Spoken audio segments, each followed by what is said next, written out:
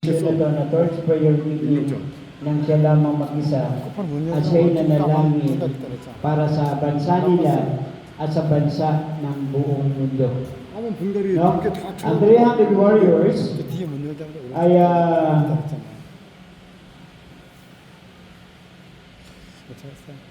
ang layunin nito ay magtatag ng iba't ibang grupo sa iba't ibang bansa at matiyak ang makapangyarihan na panalangin na mapapabuti sa mga bawat mansanan at pamayanan upang baguhin ang spiritual na lupa ng bundok ito na ang bawat sangay na kailangan ay magtakda. Kaya meron tayo dyan na tinatawag na Wednesday at alas 6 ng hapon, dito po gagawin nyo sa inyong church ng Church of Hope. No? Dapat yan ay natutupad na kung saan meron po kayo mga specific na prayer every Wednesday, no?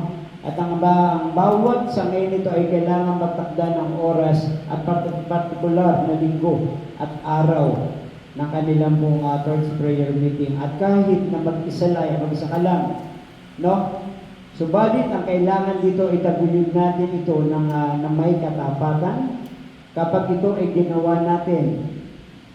No, ating sinasampalatayan ng kikilos ang Panginoon na magdudulot ang kaangahangang pagbabago. Hindi lamang dito sa Pilipinas, kundi sa buong mundo. Kasi ang pinag-pray natin ay hindi lamang sa ating church, hindi lang para sa ating barangay, kundi sa ating community at sa ating bansa at sa ating pong buong mundo. Ang bawat leader dapat ay kailangan tuparin ang kanilang itinatalagang oras ng panalangin. Ito po ay commitment natin sa Panginoon. Hindi lang po ito basa-basa ginagawa lang natin. Ito po ay commitment natin sa Panginoon.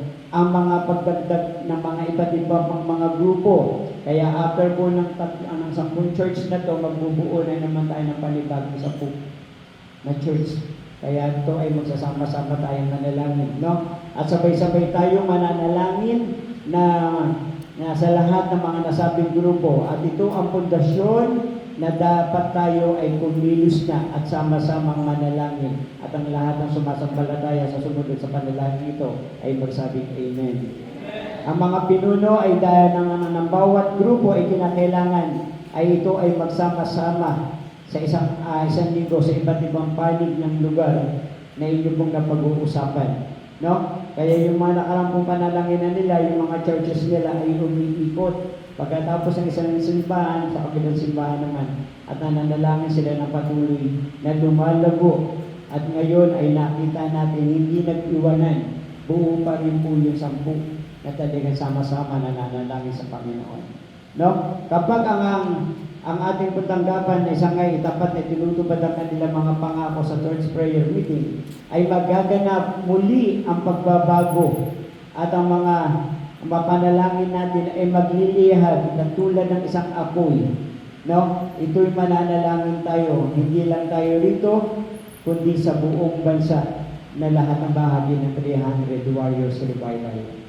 Ang kwalifikasyon ng pagsali sa 300 Warriors Revival Team ay isang tanging kinakailangan ay magpakumbaba bilang mapananalangin sa Panginoon na mula sa kanyang puso. No?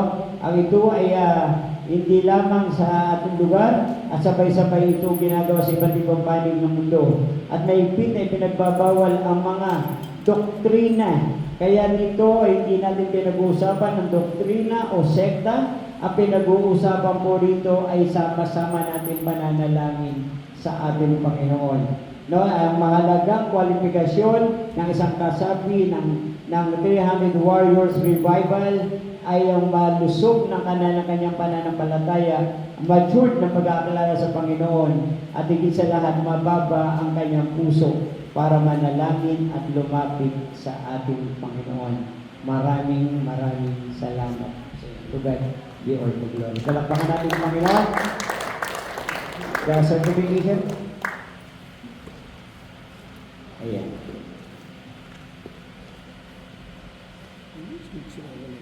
Kaya tawagan po namin si Pastor.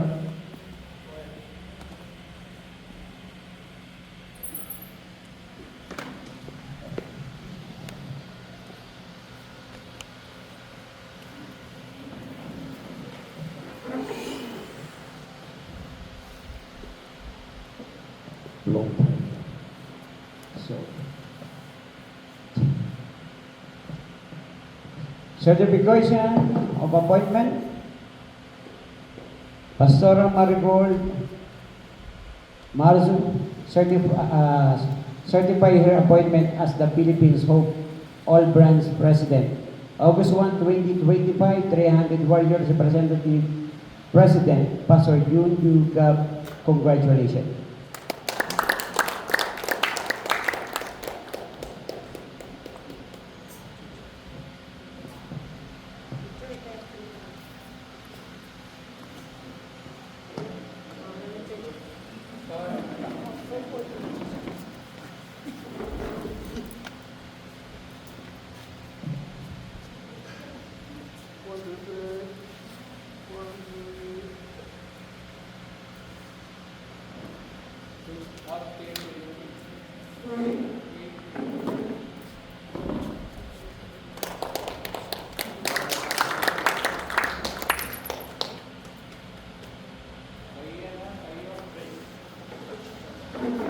Pastors, tayo lahat.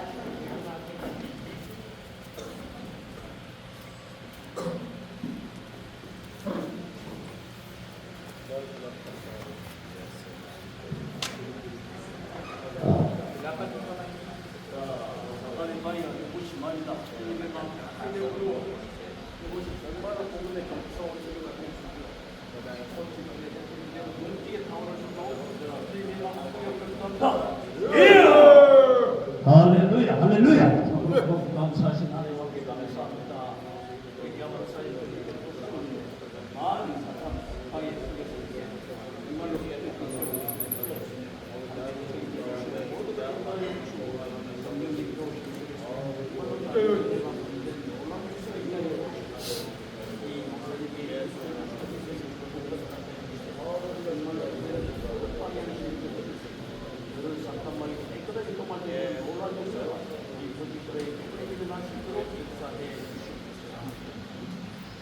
참 좋으신 하나님 아버지 감사합니다.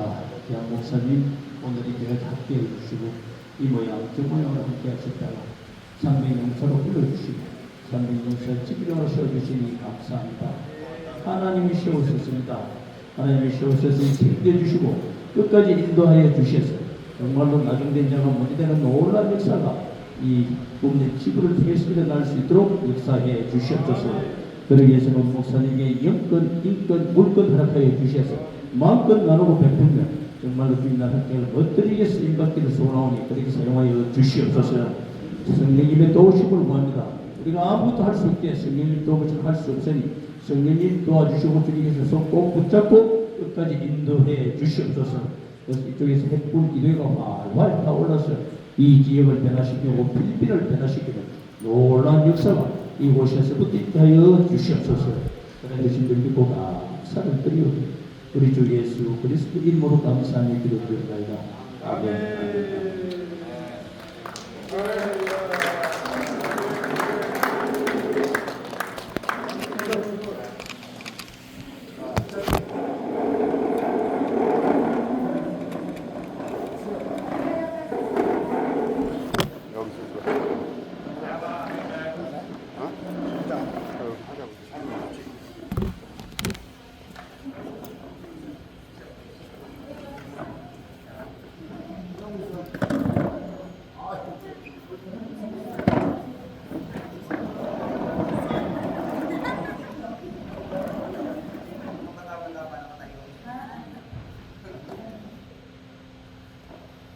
1, 2, 3. 1, 2,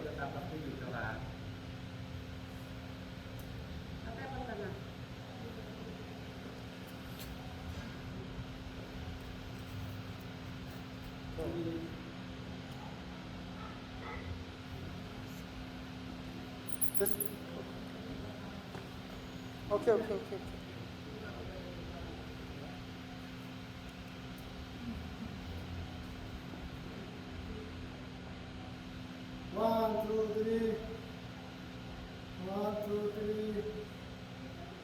300 warriors. Live!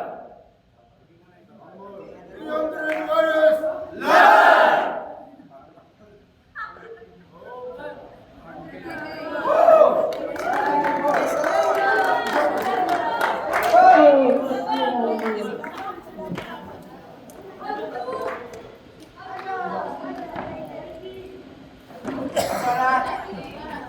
Pastor Marigot.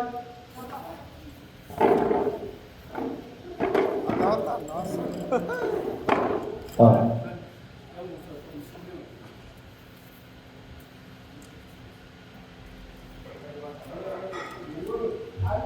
Okay na? Okay na. Bigyan mo tulong-tulong ang kapit pa kami simula. Yeah. Pastor is Laguna area is and president pastors and pastor is all branch pastors in prayer time together and your other churches fixed time together pastor prayer yes and all branches and together All pastor. yes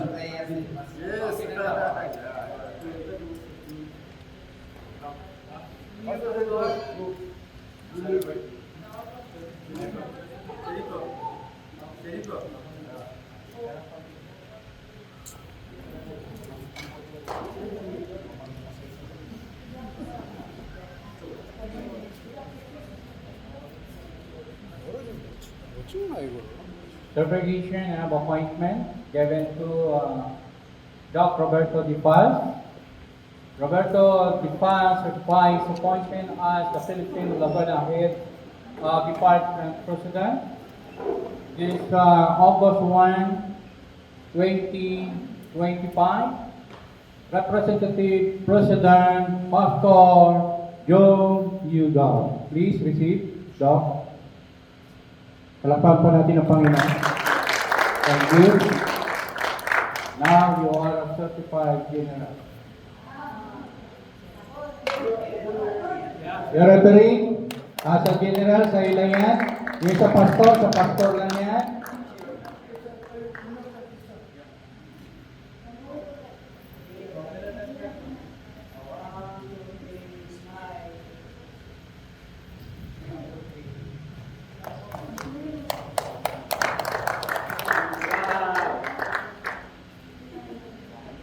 Tanggapin mo yung pin or rank as a general. Paki-picture mga pastor.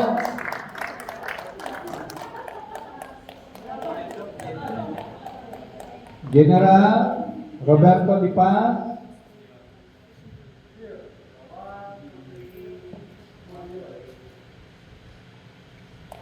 Lapakan natin muli ang Panginoon. Okay. Picture please.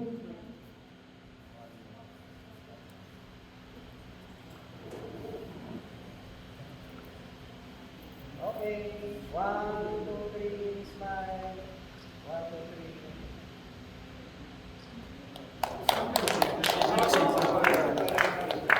2, 3.